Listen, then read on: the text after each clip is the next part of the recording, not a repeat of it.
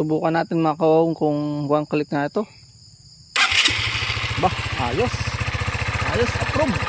Magandang buhay po sa lahat mga kawaw. Ito po yung continuation natin video. Papakita ko ngayon sa inyo itong pagpapalit nito. Ito yung lagi ko is nilulusong sa baha sa area sa akin pong field work. Kaya ito yung nalustred na. 2 beses na nangyari sa akin ito. Hindi under po talaga. Ito yung nakasuklot diyan. Ang kanyang style pasahod eh. Kaya pag nagatubigan ay talagang sasahod. Nabababaran siya. Nagaground po doon sa loob. Yun yung ano niyan, disadvantage pagka pasahod. So madali lang po ang pagtatanggal niyan. Ito yung tinanggal lang, hinuhugot lang po dito dahan-dahan. At yung pagbabalik po nito napakadali din lang. So hugutin po natin. Bumili po ako ng kamukha. Titingnan ko kung uobra. 80 pesos lang naman, ano? Pero kung hindi uobra at hindi talaga kamukha, di ibabalik ko yung dati. Hindi ko po alam kung anong tawag dito, pero ito ipipa, parang kuwako ba sa paninigarilyo, kaya ipipa ang tawag namin. Yan o. Medyo hawig na rin naman eh. Sabi ng mekaniko ng tindero ay same lang. Di tayo tiwala naman. Meron mas mahaba ng konti. Okay lang yan. Pagka aandar na siya, yan o, sinasuklot lang po yan. Bakit may ito yung pagkapalit o yun o, may suklot siya.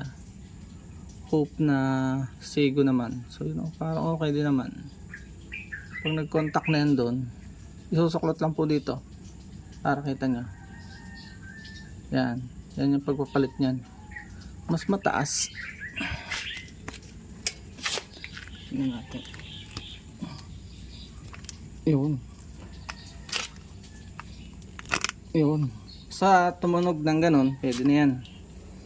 And then tanggalin po natin ito. Yun. Medyo mahaba eh.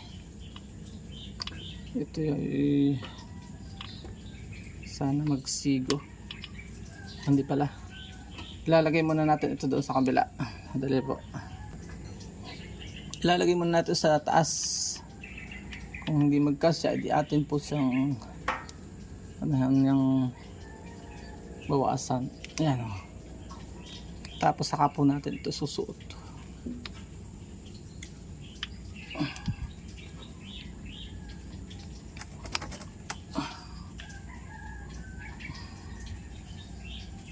Yan. Susuot natin ito para huwag pasukan ng tubig. Okay na siguro yan. So ganyan lang po kasimple ang pagpapalit ng ano ba dyan? Ipipa. Kung naman tawag dyan, hindi ko kabisado ang tawag po dyan eh. Yun na po yun. Basta yun na. Yun na yun. So hanggang sa muli po nating informative videos. Itatago ko itong original kasi mahirap mawala ng kopyahan. Paalam and God bless. Hanggang sa muli po nating informative video. Pag hindi ito umandar, babalik ko lang ulit sa suklot at hahanap ako ng kamukha talaga. Medyo mahaba eh, pero okay lang. Malaki yung difference. Malaki talaga yung difference ng haba. Mas maganda nga para hindi masyadong paabot ng baha. Hanggang sa muli po. Bye bye and God bless.